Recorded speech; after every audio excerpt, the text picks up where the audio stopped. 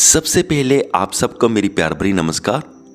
किसी भी रिलेशनशिप में अप्रिसिएशन का बहुत बड़ा रोल रहता है। खास करके अगर वो रिलेशनशिप हस्बैंड और वाइफ वाली है तो इसमें तो अप्रिसिएशन का बहुत बड़ा रोल है। अप्रिसिएशन का मतलब क्या, यानी कि अगर सपोज करो वाइफ ने अच्छा खाना बनाया तो अगर हस्बैंड कह देता है कि हाँ ये खाना बहुत अच्छा बना है, बड़ा स्वादिष्ट बना है, ये अप्रिसिएशन हो गई। तो इससे क्या होता है, रिलेशनशिप अच्छा रहता है। ये अप्रिसिएशन दोस्तों के बीच में भी चलती है, किसी भी रिलेशनशिप के बीच ये अप्रिसिएशन चलती है और इससे रिलेशनशिप को अच्छा बूस्ट मिलता है। चलो अब मैं आपको एक छोटी सी कहानी सुनाता हूँ। एक बार एक शेफ़ वाइफ थी। शेफ़ माने क्या, शेफ़ यानी कि वो जो खाने बनाते हैं अलग अलग बहुत ही अच्छे अच्छे, और उनको सैलरी भी मिलती है, होटल्स में वगैरह में काम करते होते हैं। तो एक बार एक शेफ़ वाइफ थी, वो अपने हस्बैंड्स के लिए खाना बनाती थी, ऑब्वियसली बनाती थी क्योंकि वो खुद ही शेफ़ थी। तो एक बार किसी ने उससे पूछा कि तुम तो अपने हस्बैंड को बहुत अच्छा अच्छा खाना बना के खिलाती होगी, क्योंकि तुझे तो बहुत सारे खाने बनाने आते हैं, तो तेरे हस्बैंड तो तेरे से काफ़ी खुश रहते होंगे। तो तब शेफ़ वाइफ ने कहा कि ऐसा नहीं है कि वो बहुत खुश रहते हैं। मैं जब खाना बना के देती हूँ, पहले तो मैं पूछती होती थी बार बार कि ये खाना कैसा बना है।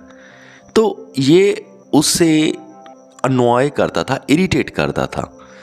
तो वो थोड़ा सा चिढ़ जाते थे जब मैं हर बार पूछती थी कि खाना बनाकर ये कैसे बनाए, तो बड़ी उनको प्रॉब्लम होती थी। तो फिर मैंने इसलिए पूछना ही बंद कर दिया।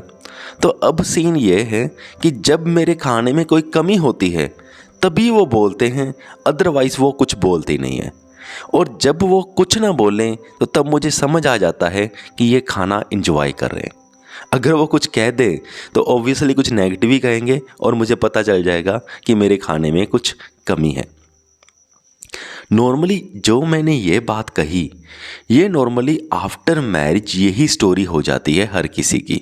सारे हस्बैंड्स लगभग ऐसा ही व्यवहार करने लग जाते हैं क्योंकि यूज्ड टू हो जाते हैं हम कहते हैं कि सोचते हैं कि क्या बार बार कहना, रोज़ एक ही बात कहना।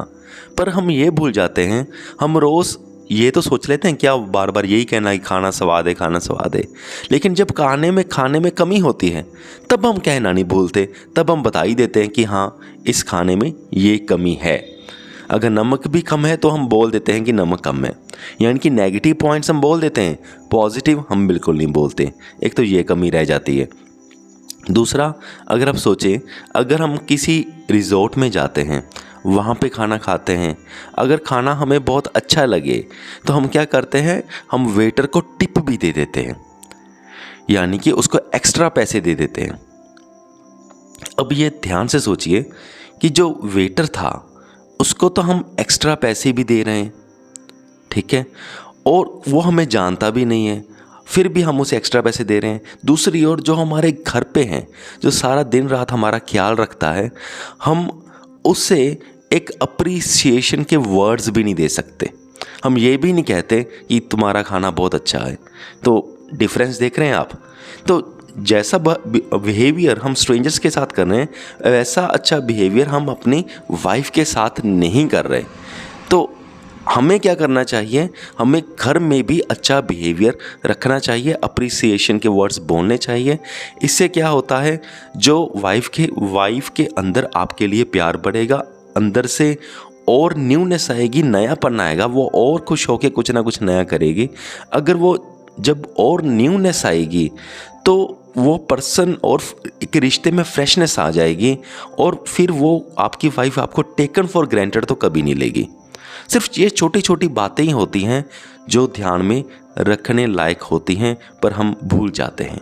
तो कृपया आप इन सारी बातों का ध्यान ज़रूर रखें और अपने रिलेशनशिप्स को, चाहे वो किसी का भी रिलेशनशिप हो, कुछ भी हो, चाहे ब्रदर्स का हो, फ्रेंड्स का हो, अप्रिशिएटिव वर्ड्स बोलना ना भूलें।